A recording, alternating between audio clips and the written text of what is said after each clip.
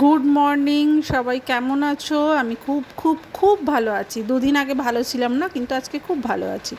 তো যাই হোক, দেখতে পাচ্ছ ব্লগটা কোথা থেকে শুরু করেছি, স্টেশনে। একদম সকাল সকাল খুব তাড়াহুড়োর মুহূর্তে আমি চলে এসেছি স্টেশনে।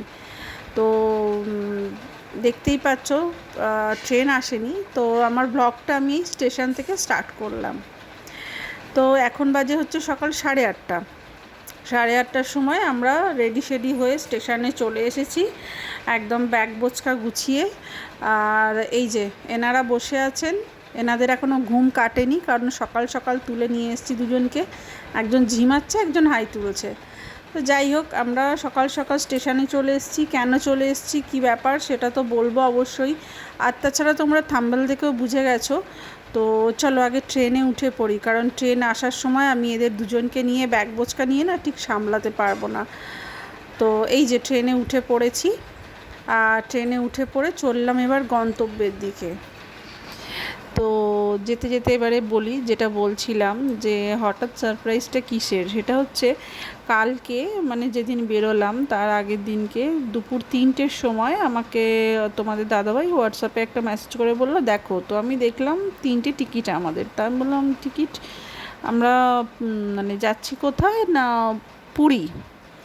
তো যেটা মানে আমি তো অবাক হয়ে গেলাম, মানে যেটা অ্যাকচুয়ালি লোকে মোটামুটি 2-3 মাস আগে থেকে একটা প্ল্যান থাকে যে টিকিট কাটার ব্যাপার, হোটেল বুকিং, জামা কাপড় প্যাকিং ইত্যাদি অনেক কিছু। তো যাই হোক, 3টের সময় টিকিটটাও আমাকে পাঠিয়েছে, 6টায় কনফার্ম হয়ে গেছে। তো অনেকটা পথ চলে এলাম জানেন, গল্প করতে করতে। এই দেখুন খড়গপুর জংশন পৌঁছে গেছি আমরা। তো অনেকটাই পথ চলে এসেছি, ট্রেনটা ভালোই যাচ্ছে। যদি ঠিকঠাক যায় তাহলে হয়তো একদম টাইমেই আমরা পৌঁছে যাব আশা করছি। তবে রোদটাও প্রচণ্ড, মানে প্রচণ্ড, মানে জানলা দিয়ে এত রোদের একটা সেই হলকানি আসছে না, যে প্রচণ্ড গরম, ট্রেনেতে বসাও যাচ্ছে না, খুব কষ্ট হচ্ছে।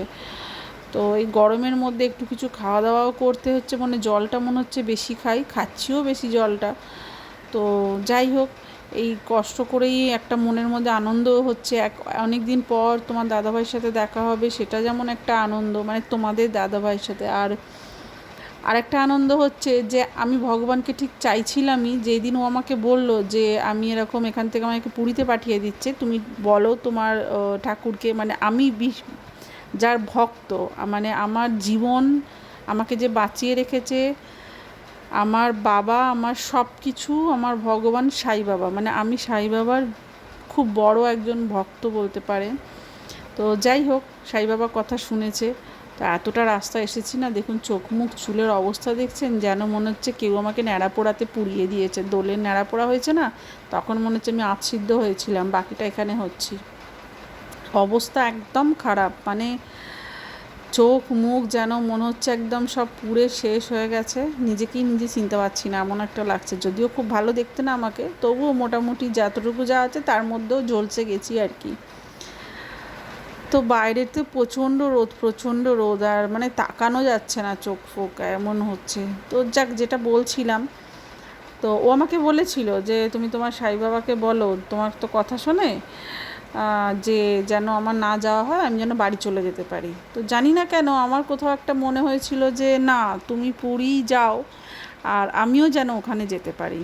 তো যাই হোক, সাই বাবাও যেমন আমার কথাটা শুনে নিয়েছে, জগন্নাথ দেবও কিন্তু আমায় একইভাবে ডেকেছে। না হলে মানে হঠাৎ করে পুরীতে 3টের সময় টিকিট কেটে 6টায় কনফার্ম হয় না, না আমার এটা মনে হয়েছে। তো যাই হোক, 6টায় কনফার্ম হওয়ার পর তখন টুকিটাকি জিনিস একটু আধটু কিনে টিনে নিয়ে মোটামুটি প্যাকিং সেরে ফেললাম, সেরে ফেলে বেরিয়ে পড়লাম পরের দিন একদম সকাল সকাল ঘুম থেকে উঠে। 9:30টায় ট্রেন ছিল, তো বেরিয়ে পড়লাম 6টার সময় বেরিয়ে। আর এই এখন ট্রেনে। তো ট্রেনে অ্যাকচুয়ালি না, মানে এর আগে যখন গেছি আমি রাতের ট্রেনে গেছি, দিনে কখনো যাওয়া হয়নি। তো দিনের বেলাটা আমার বেশ, এটাও একটা, কিন্তু আমি বলি আমার সাই বাবা এটাও আমায় করিয়েছে। আমি চাইছিলাম, ও আমাকে বলেছিল রাতের ট্রেন, আমি চাইছিলাম ট্রেনটা দিনে হোক, কারণ আমি দিনে কখনো দেখিনি। তো আজ এলাম বলে দেখতে পেলাম যে পুরী যাওয়ার সময় তো পাহাড় থাকে, এই যে দেখুন, মানে আমি নিজেও অবাক দেখে, তাই আপনাদেরকেও দেখাচ্ছি মানে আমার না সত্যি জানা ছিল না যে পুরী যাওয়ার পথে এরকম পাহাড় পড়ে বলে। মানে আমি এই ফার্স্ট টাইম দেখলাম, আমার দেখা। মানে এত সুন্দর, এত বড়, মানে মনে হচ্ছে কোনো পাহাড়ি এলাকায় চলে আসছে এরকম একটা। আমি তো এটা নিয়ে একটা অলরেডি রিলসও বানিয়ে ফেলেছি যে এই পাহাড়টা দেখার পর খুব আনন্দ হয়েছিল। তো যাই হোক, আমি কখনো দেখিনি, হয়তো আপনারা দেখেছেন এরকম এত সুন্দর একটা প্রাকৃতিক দৃশ্য। এটাও হয়তো আমার দেখার ছিল। অ্যাকচুয়ালি আমার মনও চাইছিল যে আমি সকালে ট্রেনে যাই। ভাগ্যিস এলাম সকালের ট্রেনে। এত সুন্দর দৃশ্য, এত সুন্দর পাহাড়, এগুলো নাহলে দেখা হতো না জানেন। খুব ভালো লাগছে দেখতে। এত কষ্ট হচ্ছে রোদেতে ঠিকই, কিন্তু ভালোও লাগছে খুব, মানে ভীষণই একটা ভালো লাগা। তো যাই হোক, দেখতে দেখতে আমরা অনেকটাই রাস্তা চলে এসেছি। আর ভীষণ গরমও আছে দেখছি বেশ এখানটা। জানি না পুরীতে কীরকম ওয়েদারটা হবে। তো এত তাড়াতাড়ি করে সব কিছু করে আমরা বেরিয়ে পড়েছি। দেখা যাক পুরীতে গিয়ে কীরকম উপভোগ হয়। আর যেটা বলছিলাম, আমি যার ভক্ত সবথেকে বড়, সাই বাবা। তো ওনার আমার জীবনে এইটা ফার্স্ট টাইম নয়, অনেক মিরাক্কেল ঘটেছে। সেটা নিয়ে আমি একদিন একটা ভিডিও করে আপনাদেরকে জানাবো, আজ পর্যন্ত যেটা বলিনি। তো যাই হোক, গল্প করতে করতে অনেকটা চলে এলাম। সন্ধেও প্রায় হব আর কি। দেখতে পাচ্ছেন সূর্য একদম পড়ন্ত বিকেল, খুব ভালো লাগছে। এবার বেশ জানলার সামনে কিন্তু বেশ ভালো লাগছে বসে থাকতে। বেশ একটা পড়ন্ত বিকেল, হালকা হালকা হাওয়া দিচ্ছে। অনেকটা রাস্তা চলেও এসেছি আমরা। তবে একটা প্রবলেম, সেটা হচ্ছে ট্রেনটা লেট আছে। মানে 6টায় ঢুকানোর কথা, সম্ভবত ট্রেনটা 7:30টায় ঢুকবে। তো বেশ অনেকটাই লেট আছে। তো যাই হোক, এর মধ্যেও আমরা মোটামুটি পৌঁছে গেছি, হোটেলের উদ্দেশ্যে রওনা দিয়েছি। নেক্সট দেখার জন্য নেক্সট ব্লগে চোখ রাখবেন। Thank you.